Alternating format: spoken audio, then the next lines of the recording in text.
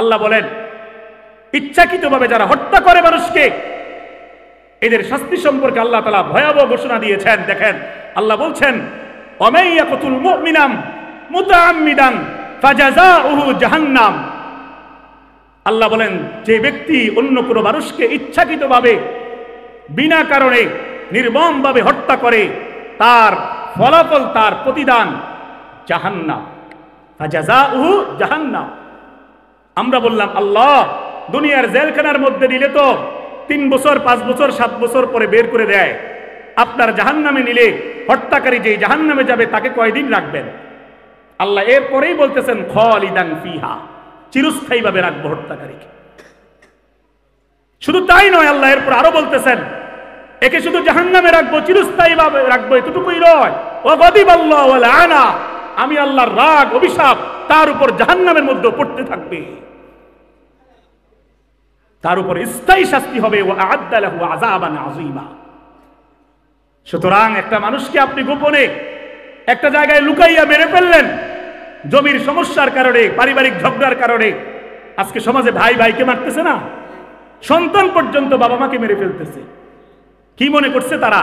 এই খুনকারী খুনিরা কি মনে করছে? হত্যা যারা করতেছে, কিশোর গ্যাং যারা মেরে ফেলতেছে মানুষকে, এরা কি ভাবছে এদের কোনো বিচার হবে না, এদের কোনো শাস্তি নাই? আছে, কোরআনে স্পষ্ট, এদের শাস্তি সরাসরি জাহান্নাম এবং চিরস্থায়ীভাবে। সুতরাং যেই রাগের কারণে, যেই ঝগড়ার কারণে হত্যা পর্যন্ত চলে যাবে, সমাজে বিশৃঙ্খলা তৈরি হয়ে যাবে, সমাজের মধ্যে শান্তি শৃঙ্খলা পরিবেশ বিনষ্ট হবে, এই ধরনের ফাসাদওয়ালা রাগ যেন আমাদের মধ্যে না আসে। রাগ কন্ট্রোল করতে হবে। আল্লাহ তাআলা সব কিছুই কিন্তু শুনেন এবং জানেন। আমরা যাই প্রকাশ্যে করি আর গোপনে করি, প্রতিটা কথাই আল্লাহ তাআলা শুনেন এবং রেকর্ড করতেছেন। বিভিন্নভাবেই রেকর্ড হচ্ছে। আমাদের আমলনামার মধ্যেও রেকর্ড হচ্ছে, ফেরেশতাদের মাধ্যমে রেকর্ড হচ্ছে, আমলনামার খাতার মধ্যে, বইয়ের মধ্যেও লেখা হচ্ছে। আকুল্লা শাইইন আহসাইনাহু কিতাবা, সবকিছুই কিতাবের মধ্যে লিপিবদ্ধ করা হচ্ছে। সুতরাং আল্লাহ তাআলা এখানে স্পষ্টভাবে বললেন আমি রব্বুল আলামিন সমাজে, ঘরে, এখানে সেখানে, যে কোনো জায়গায় যারা মন্দ কথা প্রচার করে, আমি আল্লাহ তাদের সাথে নাই, আমি আল্লাহ তাদেরকে ভালোবাসি না। এখন আল্লাহ যাদেরকে ভালোবাসে না, দুনিয়ার সকল মানুষও যদি তাদেরকে ভালোবাসে, তাদের কোনো উপায় থাকবে? আর আল্লাহ যাদেরকে ভালোবাসে, দুনিয়ার সবাই যদি তার শত্রু হয়ে যায়, বিরোধী হয়ে যায়, তার কোনো সমস্যা নাই আখিরাতে, পরকালে, ঠিক কিনা?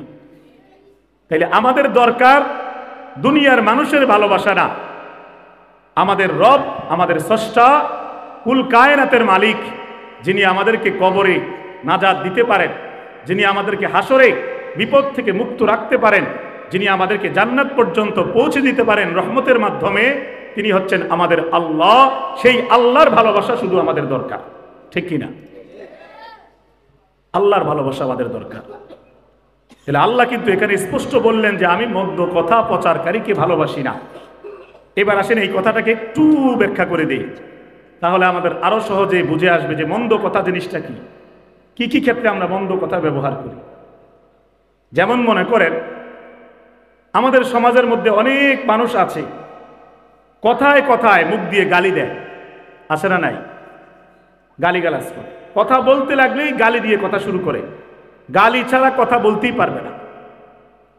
বিভিন্ন বাস স্ট্যান্ডে গিয়ে দেখেন, বিভিন্ন শ্রমজীবী মানুষদের মধ্যে দেখেন, যাদের মধ্যে নামাজের কোনো সম্পর্ক নাই, রোজার কোনো সম্পর্ক নাই, হালাল হারামের সম্পর্ক নাই, মুখের মধ্যে কোনো দাড়ি নাই, চেহারার মধ্যে কোনো নূর নাই, মুখের মধ্যে বিড়ির দুর্গন্ধ, এরকম বহু লোককে আপনি পাবেন যাদের কথার মধ্যে এক ফোঁটা মাধুর্যতা নাই, প্রত্যেকটা কথার মধ্যে গালি দিয়ে দিয়ে একবারে অহংকারীর মতো দুর্ব্যবহার করে করে কথা বলে, ঠিক কিনা বলে? তাইলে এরা কি আল্লাহর প্রিয় বান্দা হতে পারবে? এরা আল্লাহর ভালোবাসা পাবে? আল্লাহ কি এদেরকে ভালোবাসেন বলেছেন?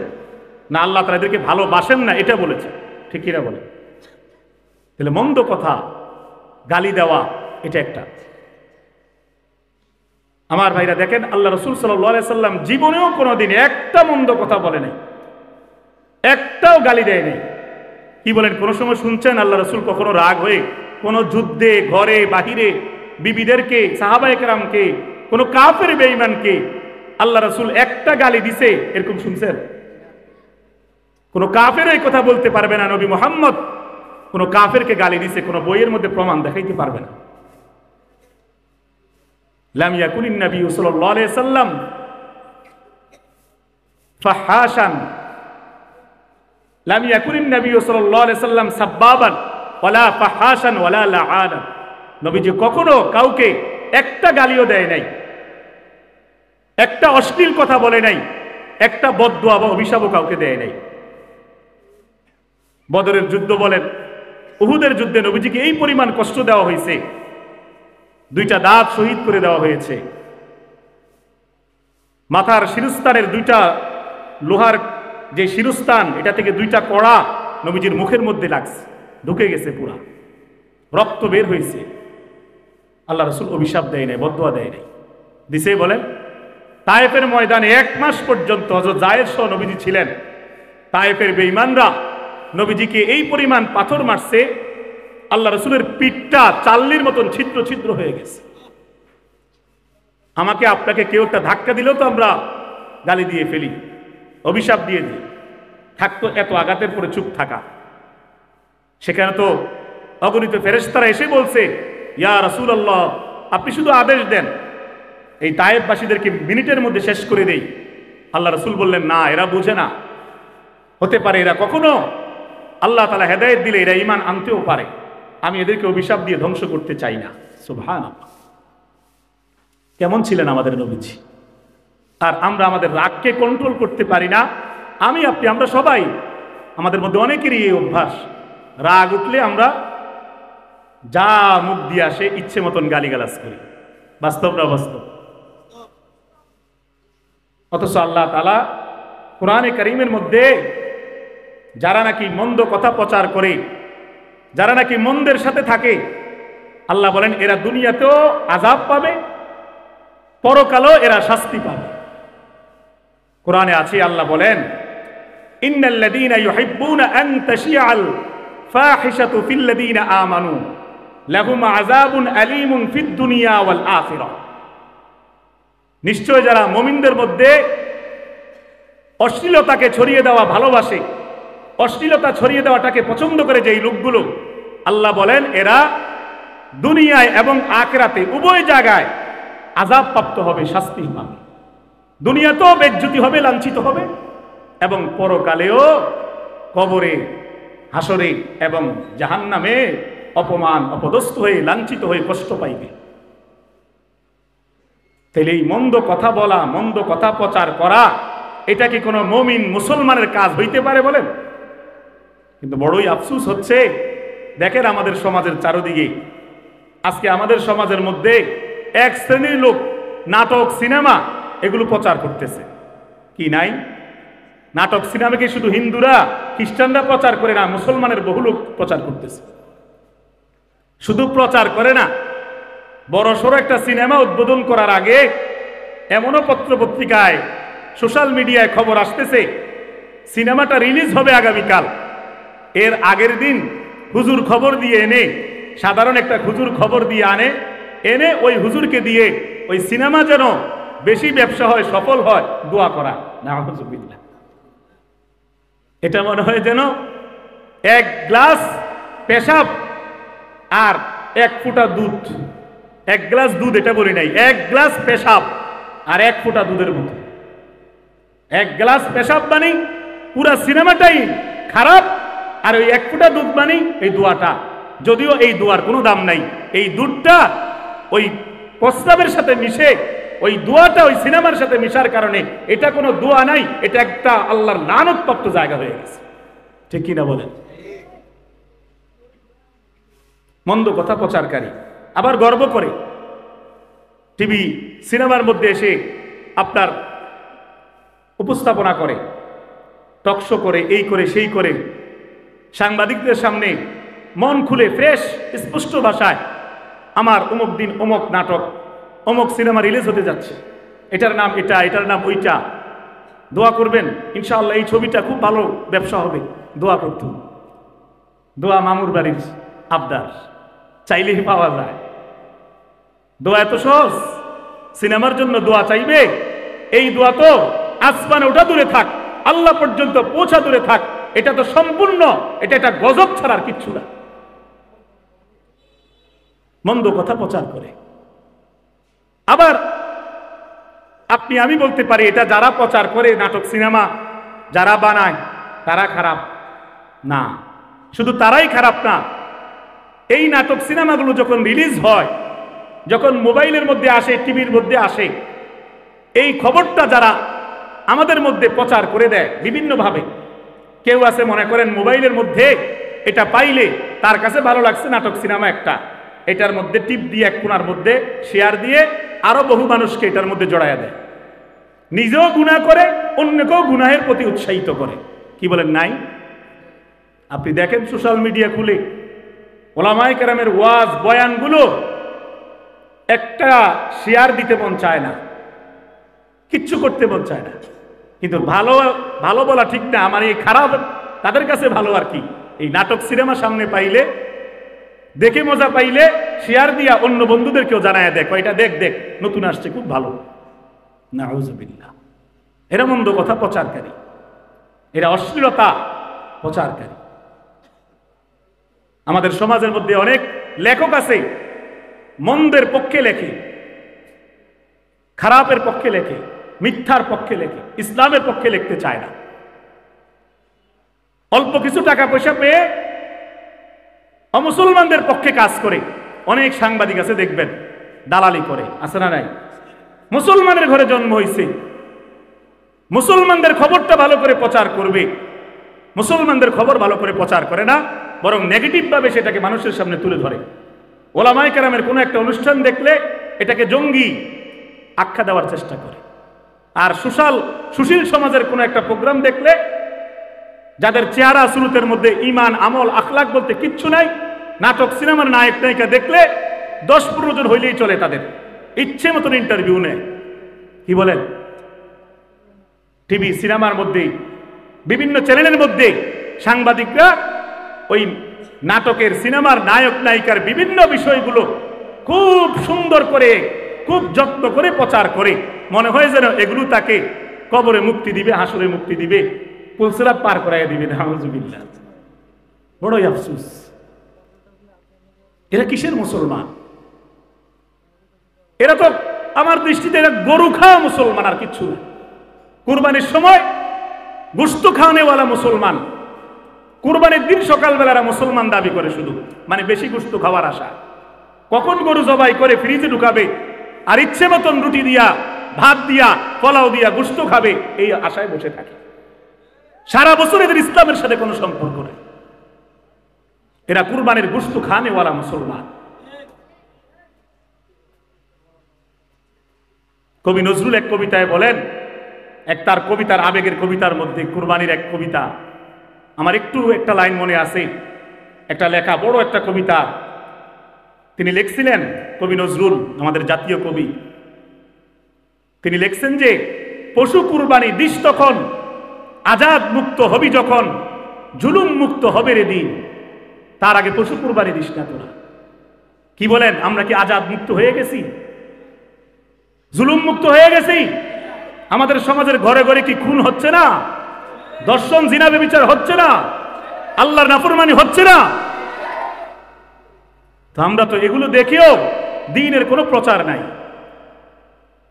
আমরা ইচ্ছে মতন গরু কুরবানি করি, আনন্দ করতেছি, মনে করতেছি আমরা পাক্কা মুসলমান। দাওয়াতি কাজে আমাদের কোনো সময় দেওয়ার সময় নেই। আজকে দেখলেন, আপনারা সচক্ষে দেখলেন, আমাদের শায়েখ, আমার পরম শ্রদ্ধেয় বড় ভাই, আসরের আগ মুহূর্তে আমি যতটুকু দেখলাম, তার হৃদয়ের সমস্ত আবেগ দিয়ে যে দোয়াটা করছেন, ইমানদার মুসলমানের হৃদয় কেঁপে উঠছে, কেঁপে উঠছে। কি পরিমাণ আহাজারি এই যুবকদের জন্য! এদেরকে সন্তান বলে আখ্যা দিলেন, এদেরকে ভাই বললেন, এদেরকে বন্ধু বলে আল্লাহর কাছে বললেন, আল্লাহ একটা যুবককে আপনি ফিরাইয়া দিয়েন না। গতানুগতিক বক্তার মতো নিজের দুনিয়া গোছানোর ফিকিরে নাই, কিভাবে যুব সমাজকে ফিরানো যায় আল্লাহর দিকে, কিভাবে নিজেও জাহান্নাম থেকে বাঁচতে পারে, সমাজের অসংখ্য পথহারা যুবককে কিভাবে জান্নাতের রাস্তায় উঠাইতে পারে, এজন্য দিনরাত ফিকির করে। গত কিছুদিন আগে 5 তারিখ আমরা দাউদকান্দি একটা মাহফিলে একসাথে যাচ্ছিলাম, আমি আর আমার ভাই একসাথে এক মাহফিলে আমাদের আলোচনা ছিল। পথে গাড়ির মধ্যে লম্বা সময় হুজুর আমাকে বারবার বলতেছিল, শুধু বয়ান করার জন্য বয়ান কইরো না, উম্মতের ফিকির হৃদয়ে লালন করো। যুব সমাজের যে অনুষ্ঠান আমাদের মাদ্রাসায় হবে, তোমার এই ব্যাপারে খবর আসেনি, এর জন্য কোনো চেষ্টা করতেছো নি? দেখেন, রাস্তার মধ্যে এটাই বলতেছিল। কথা বুঝেন নাই? তাইলে বুঝা গেল আল্লাহ ওয়ালাদের, তাকওয়াবানদের, ভালো উলামায়ে কেরামদের হৃদয়ের মধ্যে সারাক্ষণ স্বপ্ন থাকে কিভাবে উম্মতকে জাহান্নাম থেকে বাঁচানো যায়, যেটা আল্লাহ রাসূলের ফিকির ছিল। এত নির্যাতন সহ্য করার পরেও মানুষ পাগল বলছে, মানুষ কত রকমের অপবাদ দিছে, জাদুকর বলছে, কত গালিগালাজ করছে, আল্লাহ রাসূলকে গলার মধ্যে ফাঁস লাগাইয়া টানছে। নবীজি যখন সেজদায় গেছে, সেজদায় থাকা অবস্থায় নবীজির গায়ের উপর উটের পচা নারী বুড়ি পর্যন্ত চাপাইয়া দিছে। এরপরেও আল্লাহ রাসূল দ্বীনের মিশন বন্ধ করে নাই। করছে? বন্ধ করে নাই। সামাজিকভাবে বয়কট করে দিয়েছে। 3 বছর গাছের পাতা পর্যন্ত সাহাবায়ে কেরাম খাইছে। আপনারা জানেন, খন্দকের যুদ্ধের সময় সাহাবায়ে কেরাম পেটের মধ্যে একটা পাথর বেঁধে, পেটের খিদায় একটা পাথর বেঁধে যখন নবীজির সামনে দাঁড়াইয়া দেখাইছে, আল্লাহ রাসূল নিজের জামা মোবারক এরকম উল্টাইয়া দেখাইয়া বললেন, দেখো তোমাদের চেয়ে আমি আরো বেশি ক্ষুধার্ত, আমার পেটে 2টা পাথর দেখো। ইচ্ছে করলে তো আরবের লোকেরা যে প্রস্তাবটা দিছিল আল্লাহ রাসূলকে, যে মুহাম্মদ তুমি কি আরবের সবচাইতে সুন্দরী নারী বিবাহ করতে চাও? তুমি কি পুরা আরবের ক্ষমতা চাও? পুরা আরবের রাষ্ট্রপ্রধান হতে চাও? তোমার কত টাকা দরকার? কি চাই তোমার? বিনিময়ে তুমি আল্লাহর দাওয়াত দেওয়া, ইসলামের দাওয়াত দেওয়া বন্ধ করবা, আমাদের মূর্তির বিরুদ্ধে কথা বলবা না, এর বিনিময়ে তুমি কি চাও সব দেব। আল্লাহ রাসূল রাজি হয় নাই। নবীজির কাছের চাচা, যিনি স্নেহ করতেন, খেয়াল রাখতেন, আবু তালেব, উনাকে পর্যন্ত তারা নরমে গরমে সাবধান করছে যে আপনার ভাতিজাকে থামান। আবু তালেব যখন আল্লাহ রাসূলকে বুঝাইতে গেলেন, আল্লাহ রাসূল সাথে সাথে চাচাকে স্পষ্ট ভাষায় বলে দিলেন, ও আমার চাচা শুনেন, যদি আমার এক হাতে যদি চাঁদ এনে দেওয়া হয়, আরেক হাতে যদি আকাশ থেকে সূর্যটা এই আরবের লোকগুলো খুলে এনে দেয়, তাও আমি কালিমার দাওয়াত দেওয়া বন্ধ করব না। আমাকে তারা মেরে ফেলতে পারে, আমাকে তারা মেরে ফেলার ষড়যন্ত্র করতে পারে, শেষ করে দেওয়ার ষড়যন্ত্র করতে পারে, কিন্তু আমি আমার দাওয়াতের মিশন বন্ধ করব না। কি বলেন? তারা কি চেষ্টা করে না আল্লাহ রাসূলকে হত্যা করার? যেদিন মক্কা থেকে মদিনায় আল্লাহ রাসূল হিজরত করতে যাচ্ছিলেন, সেদিন মক্কার কাফের বেঈমানরা পরামর্শ করে ওই জালেমগুলো 40 জন তাগড়া যুবক আল্লাহ রাসূলের ঘরের চতুর্দিকে বেষ্টনী দেওয়াইছিল না? কি জন্য বেষ্টনী দিছি? বিরিয়ানি খাওয়ানোর লেগে? হত্যা করার জন্য, হত্যা করার জন্য। যদিও আল্লাহ তাআলা নবীজিকে হেফাজত করিয়েছেন। হযরত ওমর রাদিয়াল্লাহু তাআলা আনহু যেদিন ইসলাম গ্রহণ করছেন, সেদিন তো উনি সরাসরি ইসলাম গ্রহণ করার জন্য যাচ্ছিলেন না, তলোয়ার নিয়ে বের হয়েছিলেন নাউযুবিল্লাহ আল্লাহ রাসূলকে হত্যা করার জন্য। তাহলে কাফেররা কি চেষ্টা কম করছে? নবীজিকে বিষ খাওয়াইয়া খাবারের মধ্যে বিষ পর্যন্ত মিশাইছে, নবীজিকে অসুস্থ বানিয়ে দেওয়ার জন্য, অসুস্থ বানিয়ে আস্তে আস্তে দুর্বল করে দেওয়ার জন্য, যেটা সূরা ফালাক এবং সূরা নাসের শানে নুজুল। আপনার জাদুকরণী মহিলা দিয়া জাদু করাইয়া কূপের নিচে আল্লাহ রাসূলের একেবারে এমন ভাবে গিট্টাওয়ালা তাবিজ লাগায় রাখছে, তারা এমন জাদু করছে আল্লাহ রাসূল অসুস্থ পর্যন্ত হয়ে গেছিল অনেকদিন। এত ষড়যন্ত্র, এত ষড়যন্ত্র, এত বিরোধিতা, এত দুনিয়াবি লোভ পর্যন্ত দেখাইছে, নারীর লোভ দেখাইছে, সম্পদের লোভ দেখাইছে, ক্ষমতার নেতৃত্বের লোভ দেখাইছে। আল্লাহ রাসূল কোনো কিছুর পরোয়া করে নাই, ক্ষমতাও চাই নাই, নারীও চাই নাই, সম্পদও চাই নাই, তাদের নির্যাতনে থামেও নাই, থামেও নাই। একটানা দিনরাত, সকালে দুপুরে রাতে, যখন যেখানে পারছে, যখন যাকে পারছে, রাস্তায় যাকে পাইছে, ঘরে যাকে পাইছে, ময়দানে যাকে পাইছে, তাকে হাতে ধরে ধরে আল্লাহ রাসূল ইসলামের কথা এক মনে এক ধ্যানে বুঝাইয়া গেছে। একজন দাঈ আল্লাহর দায়িত্ব তো নবীর ওয়ারিস হিসাবে এমনটাই হওয়া উচিত অথচ আফসোস, বলতে গেলে আসলে অনেকের মনে কষ্ট চলে যায়। আমাদের সমাজের বহু ওয়াইজকে দেখা যায় ওয়াজের 10 মিনিট আগে, আমি সচক্ষে কয়েকদিন আগে দেখে আমার কলিজার মধ্যে খুব কষ্ট লাগছে। ওয়াজের 10-15 মিনিট আগে এক ওয়াইজকে দেখলাম মুখের মধ্যে আপনার পাউডার, সুনু, একটা ব্যাগের থেকে অনেকগুলো, মানে মহিলারা সাজতে যা যা লাগে উনি সব একটার পর একটা বাইর করে লাগাইতে আছে। ওনার ভিডিও হবে, ভিডিওতে যেন ওনাকে একবারে মানে খুব স্ট্যান্ডার্ড দেখা যায়। এটার নাম ইখলাস? এটার নাম তাকওয়া? এমনিতেই বয়ান করতে ভয় লাগে, আমল নামার মধ্যে গুনাহের অভাব নাই। এই গুনাহ যদি আল্লাহ প্রকাশ করিয়ে দিত, জনগণের সামনে চেয়ারে বসার তৌফিক হইতো না কারো।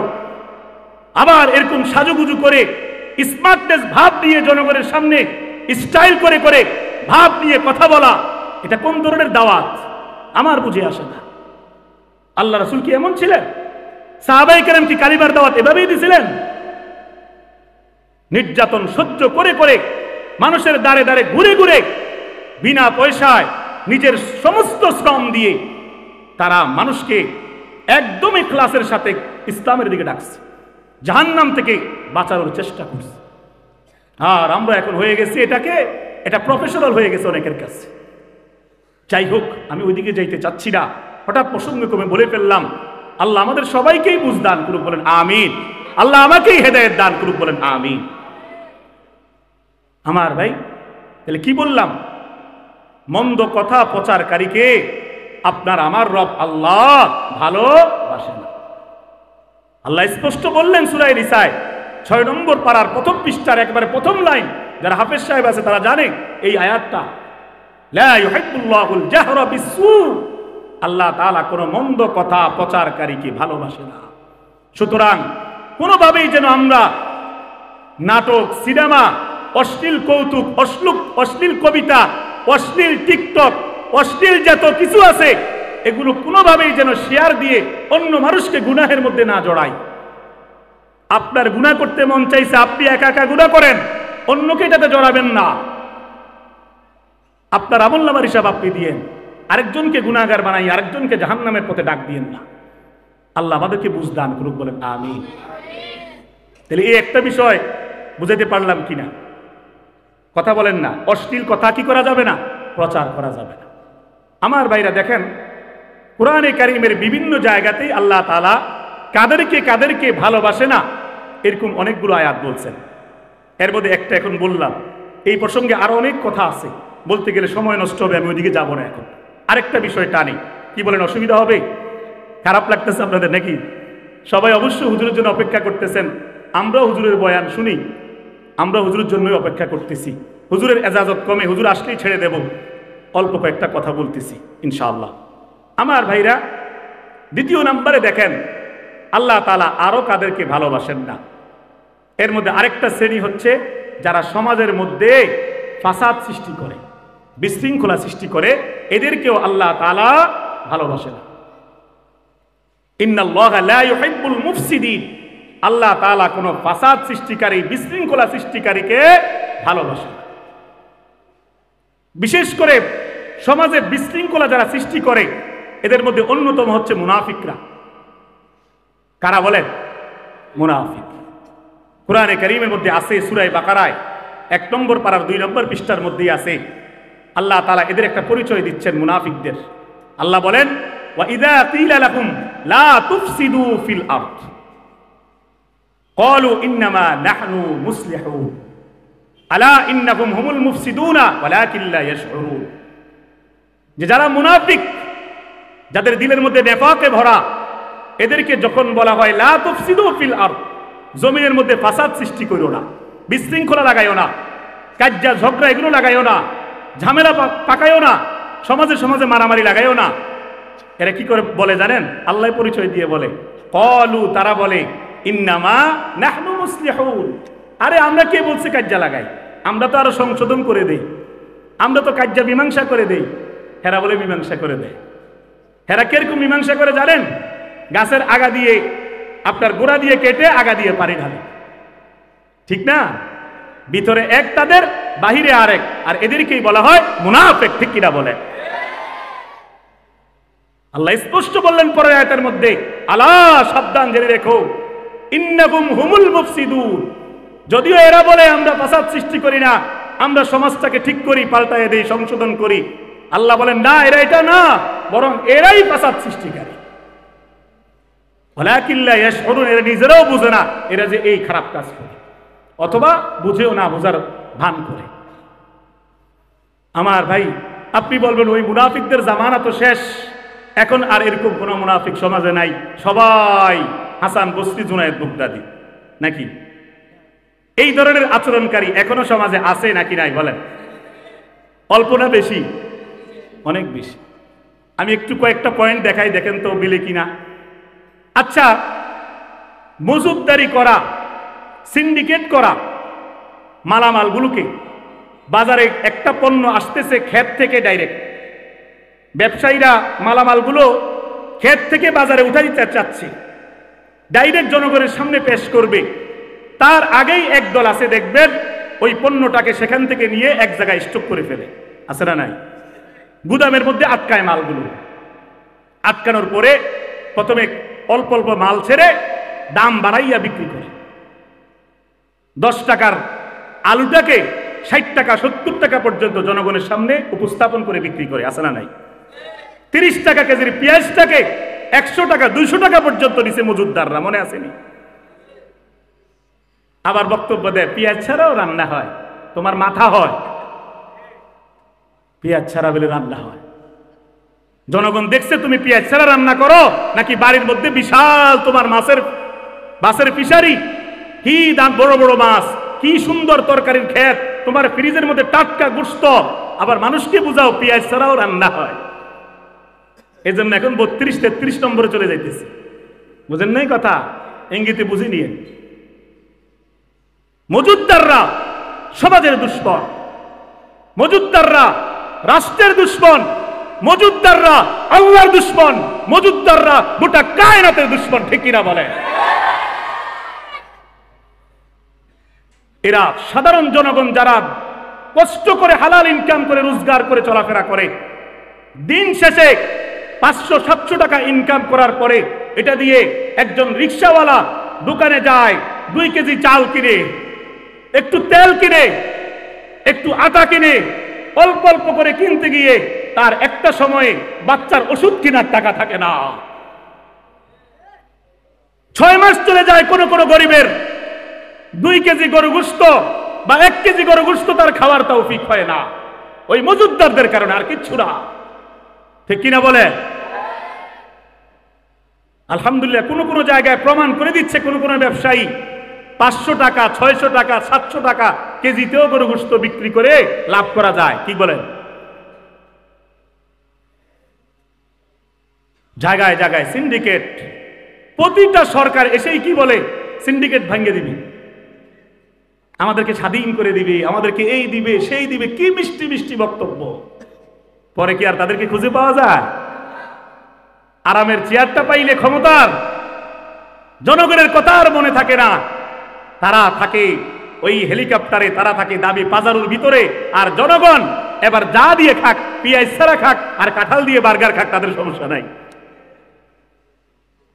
আফসোস, এভাবে ফাসাদ সৃষ্টি করা হয়। ঠিক এমনি ভাবে রাজনৈতিক ভাবেও ফাসাদ সৃষ্টি করা হচ্ছে, করে কি করে না? দেশের বাইরে থেকেও রাজনৈতিক পরিবেশের মধ্যে অস্থিরতা লাগানো একদলের কাম, আছে না নাই? 2 দিন পরে পরে নতুন নতুন ফিতনা ফাসাদ তৈরি করতেছে, এবং এদের এই ফাসাদের কারণে বহু মানুষ নিহত হচ্ছে, শহীদ হচ্ছে, ঠিক কিনা বলে? দেখেন এদের সম্পর্কে আল্লাহ তাআলা কত ভয়াবহ কথা কোরআনে বললেন। আল্লাহ বলেন, আন্নাহু মান ক্বাতালা নাফসান বিগাইরি নাফসিন আও ফাসাদিন ফিল আরদি ফাকান্নামা ক্বাতালান নাস জামিআ। আল্লাহ রাব্বুল আলামিন বলতেছেন, যারা নাকি ইচ্ছাকৃতভাবে ফাসাদ সৃষ্টি করে কোনো মানুষকে হত্যা করায়, এরা যেন গোটা জগতের সবাইকে হত্যা করে। নাউযুবিল্লাহ।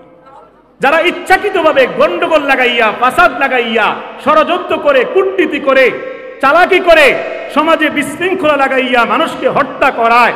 এরা একজনকে হত্যা করানোর সাথে সাথে এদের আমলনামার মধ্যে গোটা জাহানের সমস্ত মানুষকে হত্যা করলে যেই গুনাহ, এই গুনাহ জমা হয়ে যায়। বলেন নাউযুবিল্লাহ। আর এরা আছে সুন্দর সুন্দর কথা নিয়া কি বলেন, আমরা কি করছি? 65টা জেলার মধ্যে 65টা মডেল মসজিদ বানায় দিছি। এদিক দিয়ে মডেল মসজিদ বানাইছেন, এদিক দিয়ে আবার ফাসাদ সৃষ্টি করে মানুষকে হত্যা করাচ্ছেন। আরে ঘটনা কি তা? এদিক দিয়ে পাঙ্গাস মাছ, ওদিক দিয়ে ইলিশ মাছ না। আপনার সম্পর্কে আল্লাহ স্পষ্ট কি বললেন? যে আপনি একসাথে আপনার আমলনামার মধ্যে গোটা জগতের মানুষকে হত্যা করার গুনাহ লেখা হয়, গুনাহ লেখানো হয়ে যায়। এবং কোরআনের আরেক জায়গায় প্রসঙ্গক্রমে বলতেছি, আল্লাহ বলেন ইচ্ছাকৃতভাবে যারা হত্যা করে মানুষকে, এদের শাস্তি সম্পর্কে আল্লাহ তাআলা ভয়াবহ ঘোষণা দিয়েছেন। দেখেন আল্লাহ বলছেন ওয়ামান ইয়াকতুল মুমিনান মুতাআম্মিদান ফাজাযাউহু জাহান্নাম। আল্লাহ বলেন যে ব্যক্তি অন্য কোনো মানুষকে ইচ্ছাকৃতভাবে বিনা কারণে নির্মমভাবে হত্যা করে, তার ফলাফল, তার প্রতিদান জাহান্নাম। ফাজাযাউহু জাহান্নাম। আমরা বললাম আল্লাহ দুনিয়ার জেলখানার মধ্যে নিলে তো 3 বছর 5 বছর 7 বছর পরে বের করে দেয়, আপনার জাহান্নামে নিলে হত্যাকারী যে জাহান্নামে যাবে তাকে কয়দিন রাখবেন? আল্লাহ এরপরেই বলতেছেন খালিদান ফিহা, চিরস্থায়ীভাবে রাখবো হত্যাকারীকে। শুধু তাই নয়, আল্লাহ এরপর আরো বলতেছেন একে শুধু জাহান্নামে রাখবো, চিরস্থায়ীভাবে রাখবো, এতটুকুই নয়, ওয়া গাদিবাল্লাহু ওয়া লাআনা, আমি আল্লাহর রাগ অভিশাপ তার উপর জাহান্নামের মধ্যে পড়তে থাকবে, তার উপর স্থায়ী শাস্তি হবে। ওয়া আ'আদ্দা লাহু আযাবান আযীমা। সুতরাং একটা মানুষকে আপনি গোপনে একটা জায়গায় লুকাইয়া মেরে ফেললেন জমির সমস্যার কারণে, পারিবারিক ঝগড়ার কারণে। আজকে সমাজে ভাই ভাইকে মারতেছে না, সন্তান পর্যন্ত বাবা মাকে মেরে ফেলতেছে। কি মনে করছে তারা? এই খুনকারী খুনিরা কি মনে করছে? হত্যা যারা করতেছে, কিশোর গ্যাং যারা মেরে ফেলতেছে মানুষকে, এরা কি ভাবছে এদের কোনো বিচার হবে না, এদের কোনো শাস্তি নাই? আছে, কোরআনে স্পষ্ট, এদের শাস্তি সরাসরি জাহান্নাম এবং চিরস্থায়ীভাবে। সুতরাং যেই রাগের কারণে, যেই ঝগড়ার কারণে হত্যা পর্যন্ত চলে যাবে, সমাজে বিশৃঙ্খলা তৈরি হয়ে যাবে, সমাজের মধ্যে শান্তি শৃঙ্খলা পরিবেশ বিনষ্ট হবে, এই ধরনের ফাসাদওয়ালা রাগ যেন আমাদের মধ্যে না আসে। রাগ কন্ট্রোল করতে হবে। এমন কোন রাগ দেখানো যাবে না যেই রাগের কারণে একটু পরে এমন ঝগড়া হবে যার কারণে 2 গ্রামে ঝগড়া লেগে এক গ্রামের মানুষ আরেক গ্রামের মানুষকে শেষ করে দেয়। সাবধান, এমনটা যেন আমাদের মাধ্যমে না হয়। আজকে দেখেন বিভিন্ন জায়গায় একটা সিঙ্গারা নিয়া, একটা কথা বলছে দুষ্টামি করে, এটা নিয়া একবারে যা আছে যার কাছে, বাড়ি ঘরের জিনিসপত্র, চাপাতি, রামদা, ওই ট্যাডার মতো কি জানি বলে, বললাম চল দেখেন ওই এদিক দিয়ে বেশি আর কি, একটু এই সাইডে সিলেট রোডে, এত নাম কইতে চাই না। আর হেতরার খালি দোষ এমন না, বহু জায়গায় আছে কম বেশ, ঘরের বেড়া পর্যন্ত সিরালায় কার্যা করতে। শুধু তাই না, এমন অবস্থা, এক মহিলা দেখা যায় এক পুরুষকে, বৃদ্ধ মুরব্বীকে ঝগড়া লাইগা, কি বলতাম এমনি কেমনি বলতাম আপনাদের সামনে, জামা কাপড় তো ছিঁড়ে ছিঁড়ে পরনের লুঙ্গি পর্যন্ত সিরালা।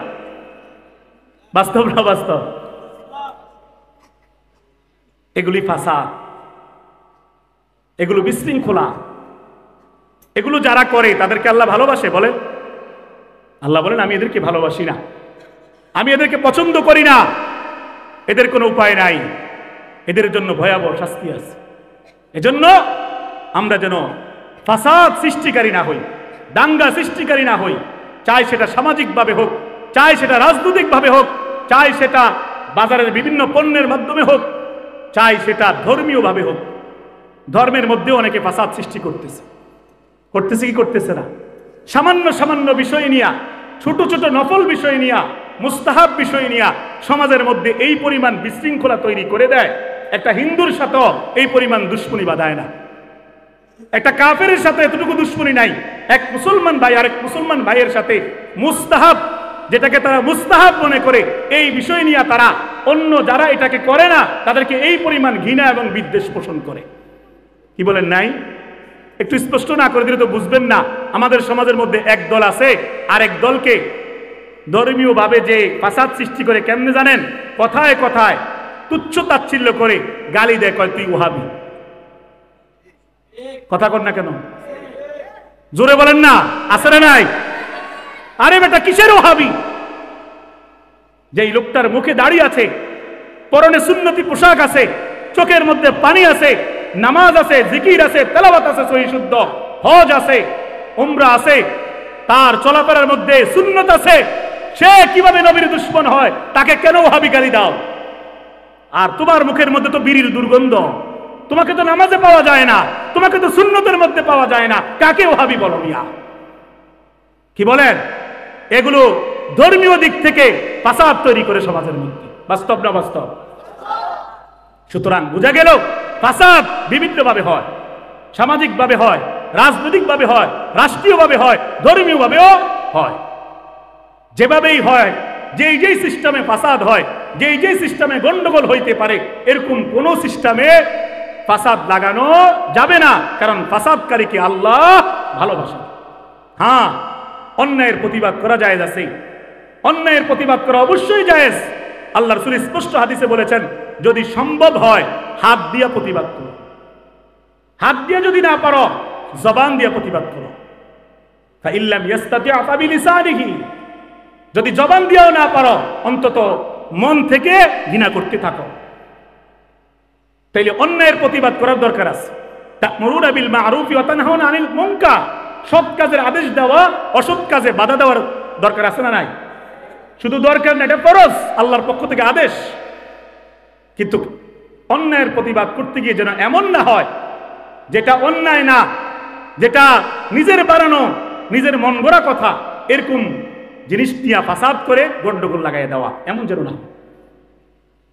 কাফেরের বিরুদ্ধে প্রতিবাদ করা, যারা ফিলিস্তিনের মজলুম মুসলমানদেরকে নির্মমভাবে শহীদ করতেছে, বাড়িঘরগুলো ভেঙ্গে টুকরা টুকরা খান খান করে দিতেছে, মুসলমানদের জমিগুলো অবৈধভাবে দখল করতেছে, তাদের বিরুদ্ধে একটা স্লোগান দেওয়ার দরকার আছে, ঠিক কিনা বলে? তাদের বিরুদ্ধে প্রতিবাদ করার দরকার আছে, তাদের বিরুদ্ধে ময়দানে নামার দরকার আছে। কিন্তু ছোট ছোট ছোট ছোট বিষয় নিয়ে, সাধারণ সাধারণ বিষয় নিয়ে, যেগুলো নিয়ে গন্ডগোল করার কোনো প্রয়োজনই হয় না, এগুলো নিয়ে গন্ডগোল করা মুসলমানের জন্য মানায় না। আল্লাহ তাআলা আমাদেরকে বুঝার তৌফিক দান করুক, বলেন আমিন। তাইলে কয়টা জিনিস বললাম? দুইটা। এক নম্বর বললাম মন্দ কথা প্রচার করা, গালিগালাজ করা, অশ্লীল কথা বলা এবং নাটক, সিনেমা, বেহায়াপূর্ণ কোনো কিছু শেয়ার দেওয়া, এগুলোর পক্ষে সুনাম করে আরেকজনকে গুনাহে জড়ানো, এটা যেন আমাদের মুসলমানদের মধ্যে অভ্যাস না হয়। কি বলেন? ইনশাআল্লাহ। এটাকে আল্লাহ পছন্দ করে না। দুই নম্বর কি বললাম? সমাজে কোনো ধরনের বিশৃঙ্খলা, যেটা এটা যেভাবেই হয়, কোনোভাবে যেন আমরা এমনটা না করি। বলেন ইনশাআল্লাহ। তিন নম্বর আরেকটা বিষয়ে যাই। আমানতের খেয়ানতকারীকে আল্লাহ তাআলা ভালোবাসে না। কাকে বলেন? আপনি জবান খুলে একটু বলেন না, কাকে? আমানতের খেয়ানত সমাজে আছে না নাই? এদেরকে কে ভালোবাসেন না? আল্লাহ যদি না ভালোবাসে উপায় আছে? বলে আমরা তো চেয়ারম্যান সাহেব ভালোবাসে, মাসে মাসে গম দেয়, গমের ভাগ দেয়, লাভ হবে? আখেরাতে কোনো লাভ হবে না। আল্লাহ ভালোবাসতে হবে। তাহলে আল্লাহ বলতেছে আমানতের খেয়ানতকারীকে আমি আল্লাহ পছন্দ করি না। স্পষ্ট কোরআনের আয়াত, ইন্নাল্লাহা লা ইউহিব্বুল খায়িরিন, খেয়ানতকারীকে আল্লাহ রাব্বুল আলামিন ভালোবাসে না। আল্লাহ রাসূল সাল্লাল্লাহু আলাইহি ওয়াসাল্লাম হাদিসের মধ্যে খেয়ানতকারীদের সম্পর্কে ভয়াবহ কথা বলছেন। নবীজি এক হাদিসের মধ্যে মুনাফিকের 3টা খাসলত বর্ণনা করছেন। কয়টা? আরেক হাদিসে 4টা আছে, এক হাদিসে আছে কয়টা? 3টা। এর মধ্যে একটা হচ্ছে নবীজি বলেন ইদা হাদ্দাসা কাযাবা, মুনাফিক তার একটা খাসলত হচ্ছে সে যখন কথা বলে, কথায় কথায় মিথ্যা কথা বলে। কি কথা বলে? বলেন। বানাইয়া বানাইয়া, ইনাইয়া বিনাইয়া মিথ্যা কথা বলে, ছলচাতুরি করে টাকা পয়সা হাতায়া নেয়। মনে করেন একজন কন্ট্রাক্টর বাসের মধ্যে উঠছে, বাসের মধ্যে আছে দায়িত্বে, যা টাকা উঠাইছে যাত্রীদের থেকে লোকাল বাসে, যখন জমা দিতে যায় আস্তে করে চিপা দিয়া 1500-2000 টাকা বা 200-400 টাকা এক চিপায় লুকাইয়ে ফেলে। যখন ড্রাইভার ধরে, কর্তৃপক্ষ জিজ্ঞাসা করে, তো চালাকি করে এটা সেটা বানায় বানায় বলে। এরকম নাই? শুধু কন্ট্রাক্টর না, একবার রাষ্ট্রের গুড়া পর্যন্ত এরকম সম্পদ পাচারকারী অভাব না, ঠিক কিনা বলে? আমানতের খেয়ানতকারী অভাব নাই, অভাব নাই। স্যুট টাই সব ঠিক আছে, চশমা ঠিক আছে, কিন্তু আমানতের খেয়ানত করে। কলমের খোঁচা দিয়া কোটি কোটি টাকা আপনার আমার শ্রমের টাকাগুলো বাহির রাষ্ট্রে প্রচার করে দিয়েছে, বাহির রাষ্ট্রে প্রচার করে দিয়েছে। কি বলে? এদের নাম কি কারী? আমানতের খেয়ানতকারী। আল্লাহ রাসূল বলতেছেন, ইজা হাদ্দাসা কাযাবা, মুনাফিকের বৈশিষ্ট্য যেটা বলতেছিলাম, 1 নাম্বার এরা কথায় কথায় কি বলে বলেন? মিথ্যা বলে। 2 নাম্বার ওয়া ইজা ওয়াআদা আখলাফা, এরা ওয়াদা করলে ওয়াদা ঠিক রাখে না, ওয়াদা নষ্ট করে। একটা ওয়াদা করছে, এটা করে দিবে, দেখা যায় পরে আর করে না। নির্বাচনের 2-4 দিন আগে জনসভার মধ্যে বক্তব্য দিয়ে বলে নেতারা, বহু লোক আছে, আমি পাস করার সাথে সাথে দেখবেন 1 বছরের ভিতরে এই এলাকার চেহারা পাল্টাইলাম, এমন সুন্দর একটা মসজিদ বানাবো, এমন সুন্দর, হিন্দুদেরকে বলে এমন চমৎকার একটা মন্দির বানায় দিব, রাস্তাঘাট একবারে মানে মোজাইক করে দিব, মনে হয় টাইলস, রাস্তা টাইলস করে দিব। আস্থা মিথ্যুক। ওয়াদা ঠিক আছে? তা কমিটমেন্ট ঠিক আছে? নাই তো। রাসূল বললেন মুনাফিকের 2 নাম্বার আলামত ওয়া ইজা ওয়াদা আখলাফা, ওয়াদা করে খেলাফ করে, ওয়াদা ঠিক থাকে না। 5 বছর যখন শেষ হইতে লাগে, আবার যখন আরেক নির্বাচন আসতে যায়, তখন আইসা তাড়াতাড়ি করে 2-1টা রাস্তা মেরামত করে কয়, দেখছেন নি এই মাথা সবটা করে লেছি, 4 বছর কিন্তু কষ্ট দিচ্ছি। কি বলেন? নাই এরকম? ভয় পান নাকি? স্পষ্ট করে বলেন নাই। এদের বিরুদ্ধে সজাগ থাকতে হবে।